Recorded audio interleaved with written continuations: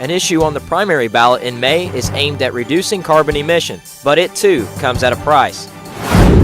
West Virginia remembers one of the deadliest construction accidents in the U.S. And in sports, see how Ohio softball did in their midweek series with Marshall. Newswatch starts right now. Broadcasting live from WOUB TV in Athens, this is Newswatch. Carbon emissions in Athens caused more than $1 million in damage last year. Good evening, I'm Joseph Payton. Thanks for joining us. Athens has the chance to make history. Issue 3, more commonly known as the carbon fee, would be the first program of its kind in the country. At a town hall meeting hosted by the Athens League of Women Voters last night, Mayor Steve Patterson says the carbon fee is about being a leader for the nation. Newswatch reporter Elise Hammond has why voters should pay attention during the primary election.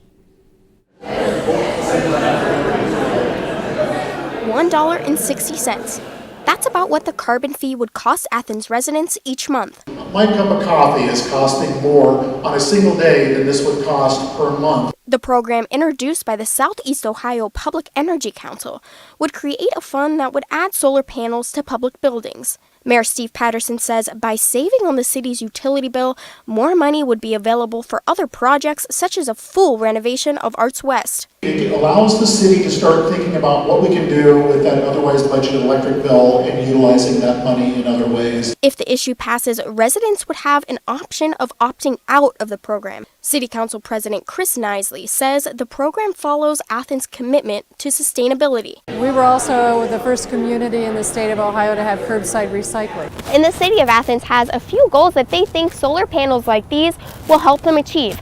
A couple of those goals include a 20% decrease in residential energy, a 20% increase of energy coming from renewable sources, and most importantly, a 20% increase in solar capacity in the city. And the idea of a historic step for Athens has community members like Joan Kranansky excited. And Athens will become maybe a really interesting hub for people to come and investigate, and we could offer them examples of how to go about doing this for all the community. Kranansky says she thinks the issue will pass, but stresses the importance of getting people to the polls. That's really important, that we get everybody out to vote, or as many people as possible, regardless of their party affiliation. The city is considering Arts West, the City Garage, and the Athens Community Center as likely locations for some of the first solar panels. Reporting for Newswatch, I'm Elise Hammond. Anyone who wants to vote on the carbon fee can ask for an issue ballot regardless of political party affiliation. Overall, the program is expected to generate $80,000 to $90,000 each year. If you have more questions about the carbon tax ballot issue, head over to WOUB.org for our continuing coverage. Today, Athens Mayor Steve Patterson announced his endorsement for the Ohio governor race. Mayor Patterson officially endorsed the Cordray Sutton ticket for governor. In a statement released by Patterson, he said, Ohio needs leaders like Rich Cordray and Betty Sutton who will understand the challenges and opportunities in cities like Athens and who will work with local leaders to deliver results for their constituents. Well, 2 Athens businessmen are also seeking a public office position as interim county treasurer. The Athens Messenger reports Pete Katsas is currently on city council and a co-owner of the Athens Bicycle Shop. Rick Wasserman serves on the County Planning Commission and owns the Pigskin and the Corner on Union restaurant. Both men have said if selected for the interim position, they would run for the treasurer's office in November. Democrat Treasurer Bill Bias stepped down from the office last week for personal reasons. Athens Messenger, 2 Athens businessmen, Pete Katsas and Rick Wasserman, have told the County Democratic Party that they'd like to be appointed the next Athens County Treasurer.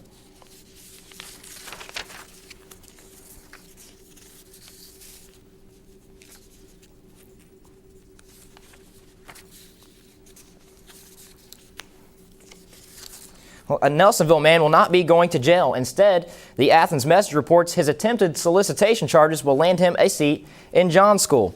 John School is an educational program in Columbus for first-time offenders that teaches the consequences of solicitation. Rex Engel was caught soliciting what he thought was an underage girl on the internet. It turned out that girl was a detective. And the statewide Amber Alert for 3 Athens children was canceled overnight. The Athens Messenger reports Athens police say the children are safe and their father is in custody. Neil Perrin is accused of kidnapping his children and fleeing to Cleveland. Perrin did not have custody of the children. And on Saturday, the city of Athens and the Athens Police Department are coming together to participate in National Drug Take-Back Day. Beginning at 10 in the morning at the Elks Lodge parking lot, the Athens Police Department and the DEA will begin collecting potentially dangerous, expired, unused, and unwanted prescription drugs. Previous efforts to ensure the safe disposal of prescription medication have been successful all over the country.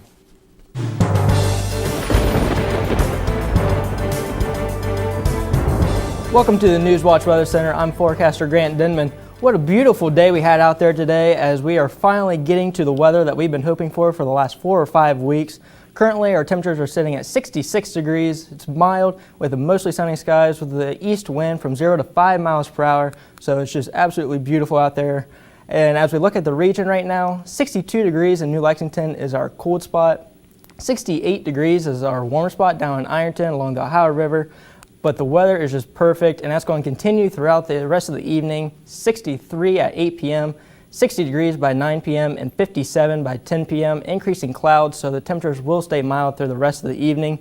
And Joseph, it is just going to look absolutely beautiful. So if you want to go out for a quick walk, just have a light jacket with you. It's going to be great tonight. All right, that sounds fantastic. Thanks a lot.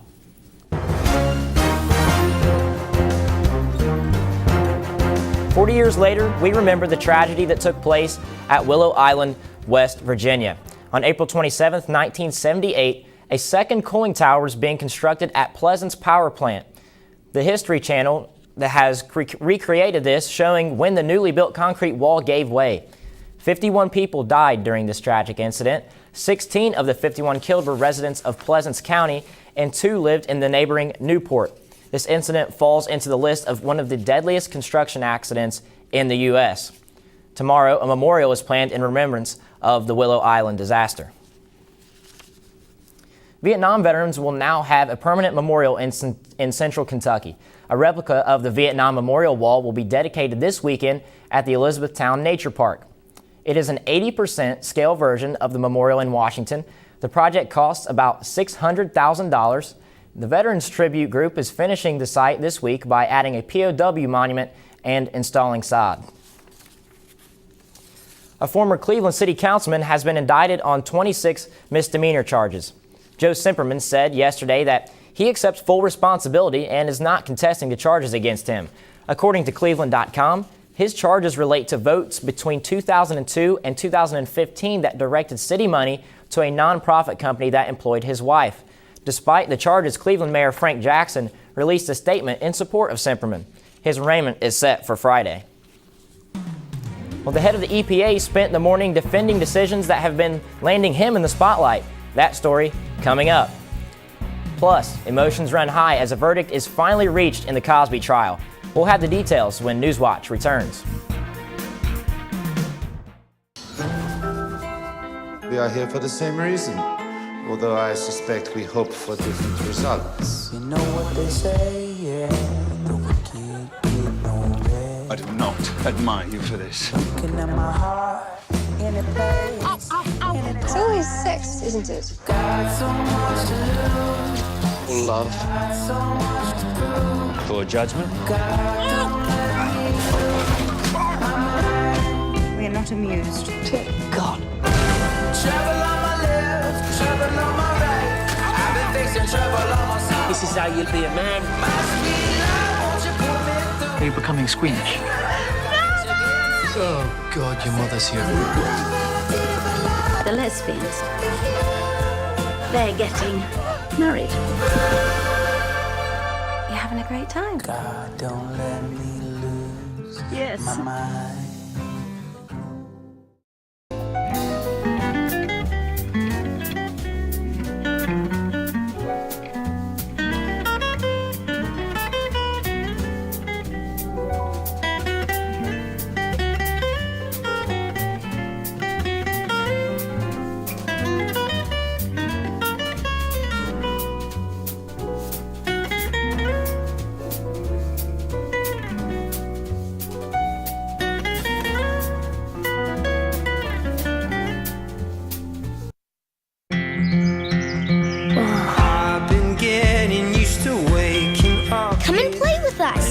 onward and onward.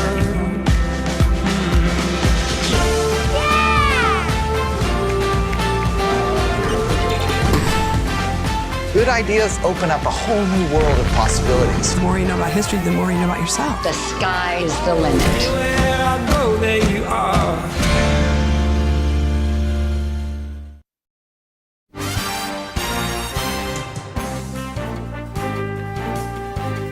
Well, today, a Pennsylvania jury found Bill Cosby guilty of 3 counts of aggravated indecent assault. Cosby was first charged in 2015 when Andrea Constance said he had drugged and molested her back in 2004. Since then, dozens of women have come forward claiming that he sexually abused them also. Cosby's case first went to a mistrial in 2017 before a second jury finally reached a guilty verdict today after a 2-week retrial. We are so grateful to all of you, and thank you, thank you, thank you. We are vindicated, we are validated, and we are now part of the tsunami of women's power and justice. We are not shutting up and we're not going away. Get over it. Cosby now faces up to 10 years in prison for each of the 3 counts against him. The head of the EPA was on Capitol Hill today to face tough questions about controversies surrounding his leadership. The hearings were supposed to be focused on the budget, but Scott Pruitt spent most of his time defending decisions that have landed him in recent headlines. Camilla Bernal reports from Washington. EPA Chief Scott Pruitt grilled by lawmakers Thursday on his controversial spending and travel decisions. There's so many outstanding questions that we need truthful answers to today, but because so far we've only gotten half-truths, misleading answers, or outright falsehoods. The pair of House committee hearings were supposed to be on the EPA's budget, but right out of the gate, the focus was clear. I'm concerned that the good progress being made on policy front is being undercut by allegations about your management of the agency and use of its resources. Pruitt has been under fire for allegedly spending extravagantly on travel and security, building a soundproof booth in his office, and renting a condo well below market rate from a lobbyist couple who had business before his agency.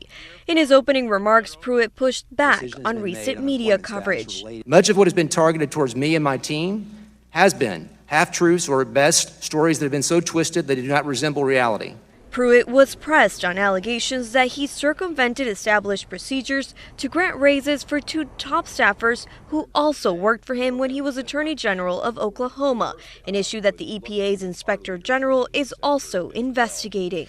I was not aware of the amount, nor was I not the amount. Were you aware of the raises? I was not aware of the amount, nor was I aware that of the bypassing or the PPO process not being respected. While at the other end of Pennsylvania Avenue, sources say President Trump is keeping a close eye on Pruitt's performance. The hearings were in front of the House Energy and Commerce Subcommittee and the Interior and Environment Subcommittee. Rear Admiral Ronnie Jackson is no longer being considered to lead the Department of Veteran Affairs. Jackson withdrew his nomination today. White House whistleblowers accused Jackson of improperly dispensing drugs and being intoxicated on the job.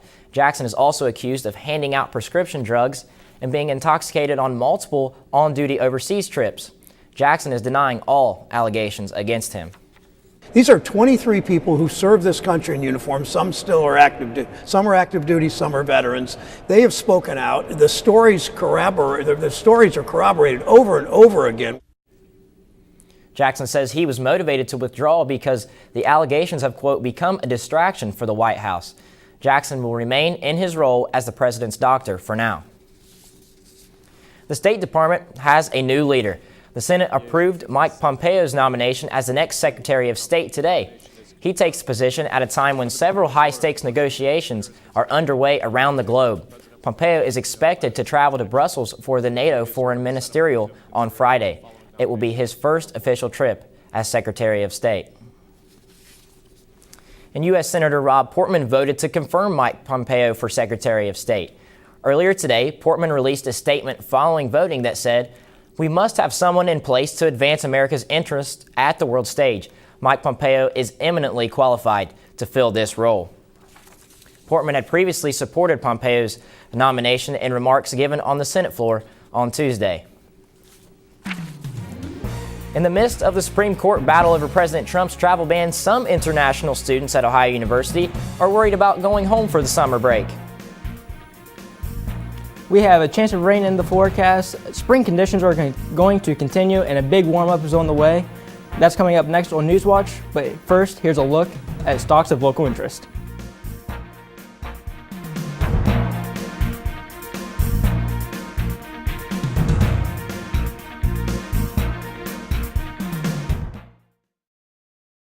I don't mind saying it. Now you look like an astronaut. My dream is to walk on the moon. 2, 1. Look at this place.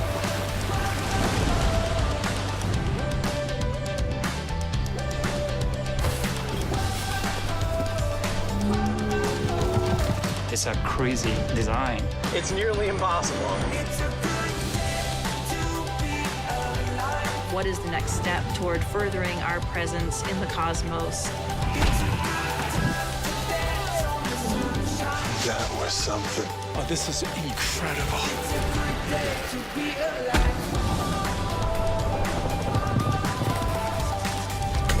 Very, very scary. Reality is always more unbelievable than anything we could have imagined. We're literally on the cutting edge.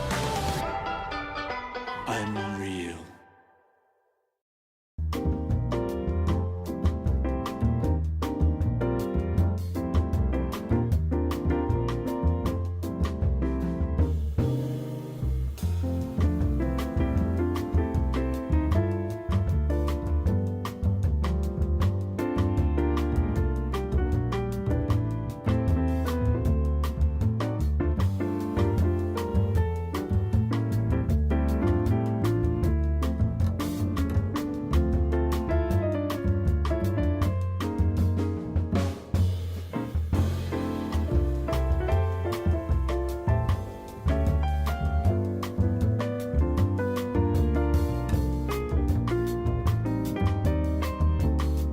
Hi, I'm Hari Srinivasan from the PBS NewsHour. And I'm Mark Brewer from WOUB. Join me on PBS NewsHour and PBS NewsHour Weekend for the latest news and analysis of the issues that matter most to you. Weeknights at 7 p.m. and Sundays at 5 right here on WOUB Public Media.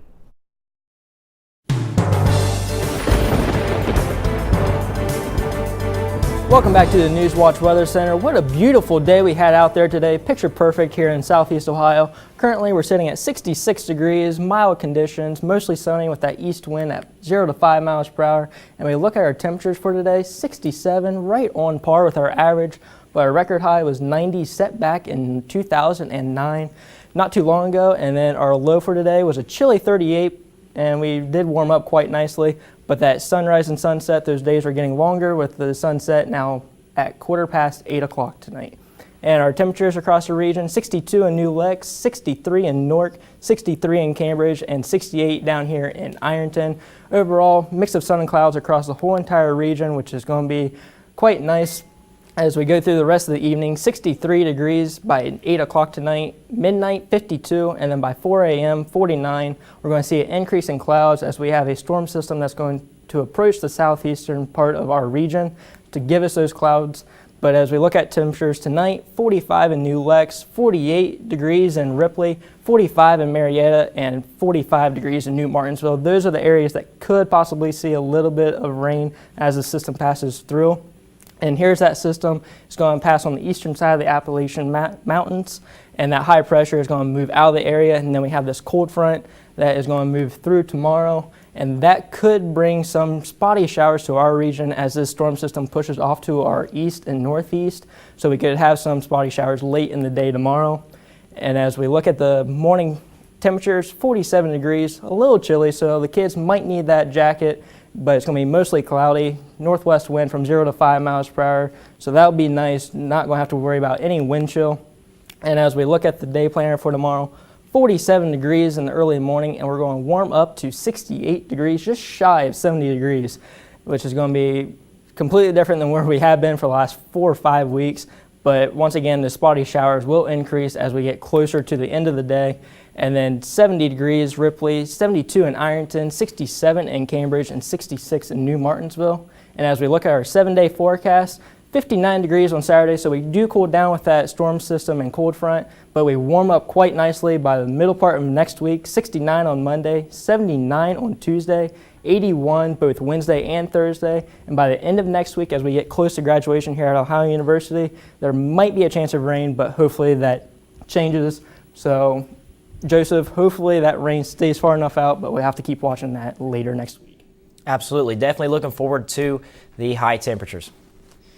Well, the U.S. Supreme Court is now hearing arguments to determine the legality of President Trump's travel ban. But while the issue works its way through the justice system, Ohio University is also making decisions.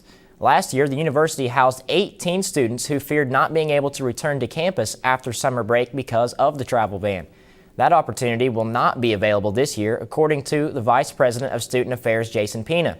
Pina says Student Affairs spent around $50,000 to support these students and were not able to raise that much money again this year. Muhammad Amira, president of the Muslim Student Association, says the university should focus their efforts on supporting students. A lot of creative students who do a lot of amazing projects.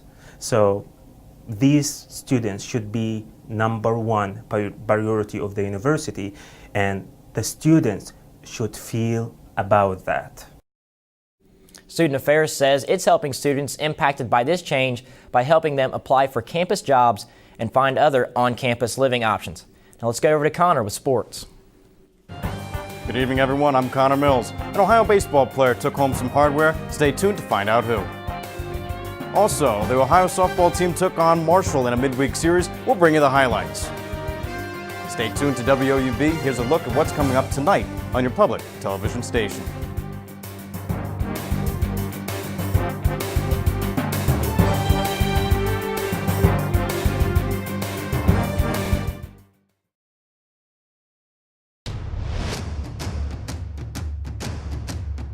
Feel my face anymore.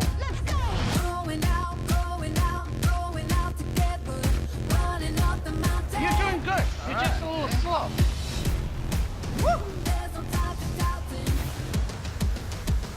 Welcome to madness. I'm expecting the unexpected. The chicken feet really put me in a foul mood. Join us for Family Ingredients Season 2. Show me your mayonnaise, and I'll tell you who you are. I can't wait to have a taste.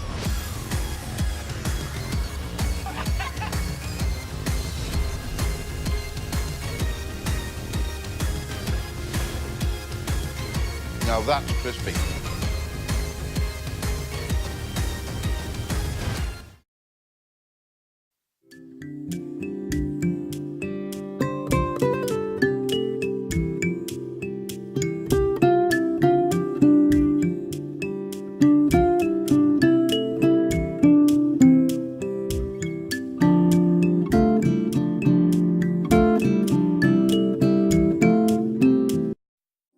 Hello, I'm Paula Kerger, president of PBS.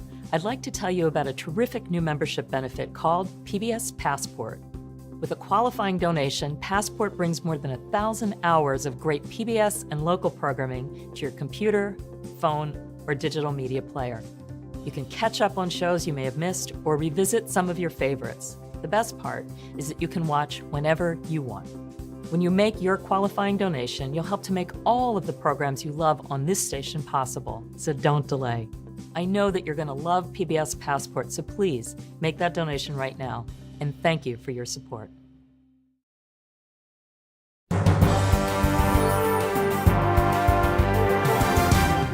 Welcome back. I'm Connor Mills. The Ohio softball team has come back from their loss to Miami this past weekend. Yesterday, the Bobcats clawed the way to defeat Marshall. Newswatch at Noon reporter Maddie Young was there for the win and has a recap. Bobcats welcome rivals Marshall yesterday. Marshall would get on the board first, starting off slow with the leadoff walk. The side end with 2 stolen bases, leading to a sacrifice pop-up. Bottom of the first, Ohio claws their way back. Alex Day started the inning hot, smacking a single to the left. She ended up scoring the first point of the inning. Michaela Dorsey, up to bat, hits a fielder's choice where Morgan Gino would be safe at third. Gino would later score on an RBI. 2 outs in, Allie Englant would crush an RBI double, clearing the bases. Bobcats take a 5-1 lead. Fast forward to the bottom of the 4th, Ohio's bats were hot. Ohio loads the bases when Natalie Alvarez crushes a 2 RBI single to center, scoring Cooper and Day, giving Ohio a 7-1 lead after 4 innings. The Bobcats would wrap up the game in the bottom of the 6th, Dorsey slamming a double center field to clear the bases, giving Ohio the 10-2 victory. Natalie Alvarez, usually a catcher for the Bobcats, was put in as first base for the first time. Just adaptability is one of our strengths as a team, and we just did that very well today with Katie being gone. Head coach Jody Hermanack says she is happy about the win, but the team still has things to work on. To be honest, super happy about the win, but I don't think it was our best day as far as our mentality and our intention to come out here and really be strong on a win. After the win, the Bobcats are 29-14 before they head to Buffalo for the weekend. Reporting for Newswatch at noon, I'm Maddie Young. And Ohio baseball is also finding success on the field. Redshirt senior and designated hitter Michael Klein has been named the Mid-American Conference Scholar Athlete of the Week. A big reason for his nomination was because of his 2-out, 2 RBI double in the top of the 12th inning against Kent State and his grand slam against longtime Ohio rival Marshall.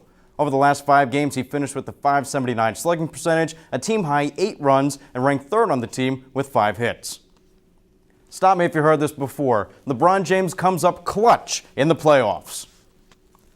For the Cavs, they've needed LeBron to play at his best and then some this postseason. And guess what? He did just that. As time expired, LeBron put up a 3 and bang! It found the bottom of the net. He would finish the game with 44 points and 10 rebounds. Complete domination from LeBron as the Cavs edge out a 98-95 victory against the Pacers. The Cavs are up 3-2 in the series. They travel to Indiana Saturday looking to wrap up the series. The 2016 World Series rematch continued between the Chicago Cubs and Cleveland Indians.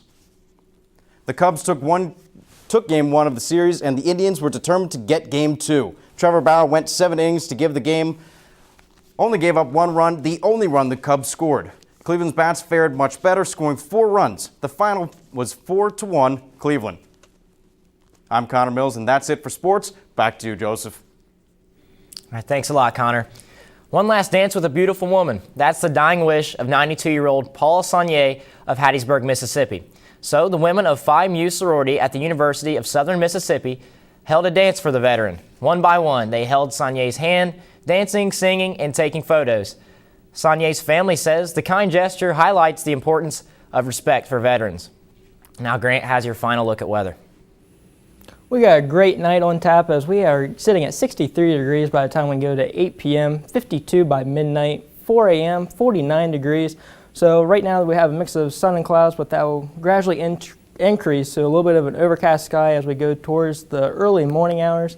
And as we look at tomorrow, 68 degrees, warm up nicely, mostly cloudy, spotty showers from a storm system going past to our south and east. And as we look at our 7-day forecast, that storm system passes through tomorrow with the chance of rain. Saturday it cools down to 59 with a 20% chance of early morning rain showers, 60 on Sunday, and we warm up to almost 80 degrees and above 80 degrees by the middle to late next week with the chance of showers late next week. So Joseph, hopefully this weather pattern allows those baseball games to get in. Absolutely. Thanks a lot, Grant. And that does it for our broadcast this evening. Thanks for watching. Stay tuned for the PBS NewsHour coming up next, and you can find the latest news anytime at WOUB.org. Have a great night.